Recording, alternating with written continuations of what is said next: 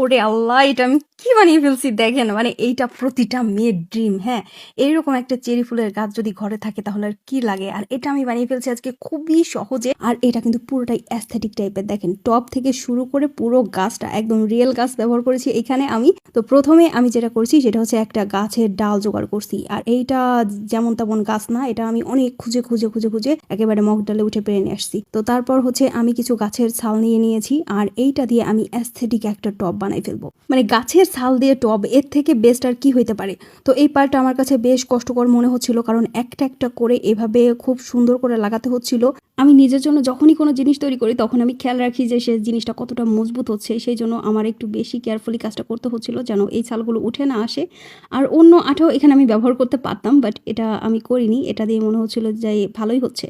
তো এইভাবে একে সমস্ত ছালগুলো আমি লাগাই নিব। আর বিশ্বাস করেন, সাধারণ একটা বালতি থেকে যে এত সুন্দর একটা ফ্লাওয়ার টব হইতে পারে, আপনারা এটা না দেখলে বুঝতে পারবেন না। মানে এটার আসলে সৌন্দর্যটাই অন্যরকম। দেখেন ফাইনাল লুকটা কি সুন্দর, তাই না? তো এই যে এত ফুল দেখতেছেন, আমি গত ভিডিওতে দেখাইছিলাম যে আমি এত ফুল আনছি। অনেকে বলছিলেন যে আপু কোথা থেকে নিয়ে আসছেন? এগুলো আমি সব চায়না থেকে ইম্পোর্ট করছিলাম আমার নিজের জন্য।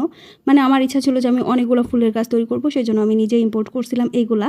তো এইগুলো আমি এই স্টিকগুলো একটু বাঁকায় দিচ্ছি। আমার ইচ্ছা ছিল না যে এগুলো আমি কেটে ফেলবো। তারপর এই যে এইগুলা নিয়ে নিলাম, নিয়ে আমি ডালের সাথে এইভাবে সেট করে দিব সুন্দর করে। এখানে চাইলে আমি ড্রিল মেশিন দিয়ে ড্রিল করে দিতে পারতাম, আমার তেমনটাই ইচ্ছা ছিল। তারপর মনে হলো যে না, ওইটা করলে তো আমার আবার আঠা দিয়ে সেট করতে হবে, অনেক বেশি ঝামেলা। প্লাস হচ্ছে আমার যদি পরবর্তীতে মন চায় যে আমি ফুলের স্টিকগুলো চেঞ্জ করে অন্য ফুল দিব, তো আমাকে তো চিনেন আপনারা যে আমার একরকম জিনিস ভালো লাগে না। কিছুদিন পর আমি আবার হয়তো বা চেঞ্জ করে ফেলতে পারি। মানে যখনই আমার মুড চেঞ্জ হবে তখনই দেখা গেলো ফুলের কালারগুলো চেঞ্জ হয়ে গেল এখানে। এরপর আমি আমার সুন্দর টবটার ভেতরে সিমেন্ট গোলাই দিয়ে দিলাম, সিমেন্ট আর বালি একসাথে মিক্স করে। তারপর এই গাছটা দিয়ে দিলাম। আর এটা তো আগেই দেখছেন যে একটা দুইটা ফুল আমার আসলে দেরি সহ্য হচ্ছিল না বলে আমি মানে ফ্লোরে থাকা অবস্থাতেই সেট করে রাখছিলাম। তারপর আমি এভাবে দাঁড়ায় সেট করতেছি। আর এইখানে মোট আমি 16টা স্টিক ব্যবহার করছি। আর প্রত্যেকটা ফুলই কিন্তু অনেক সুন্দর। আমি এখানে কোনো লো কোয়ালিটির ফুল ইউজ করিনি, যেহেতু আমার নিজের জন্য তৈরি করতেছি। প্রত্যেকটা ফুলই অনেক বেশি সুন্দর। আর এখানে মোট 3টা কালার আমি ব্যবহার করছি। একটা হচ্ছে একেবারেই হালকা একটা পিঙ্ক কালার, এই যে যেটা আমার হাতে ধরে আছি। আর তারপর একটা একটুখানি গাঢ়, তারপর এটা হচ্ছে মাঝারি সাইজের, মানে কি বলবো, মানে বেশি হালকাও না বেশি গাঢ়ও না, এরকম। মানে মোট 3টা শেডের ফুল আমি এখানে ইউজ করছি। আর এটা হচ্ছে ফাইনাল কাজ, সেটা হচ্ছে আমি এগুলো লাগানোর পরে আমি এইভাবে সেট করে দিচ্ছিলাম।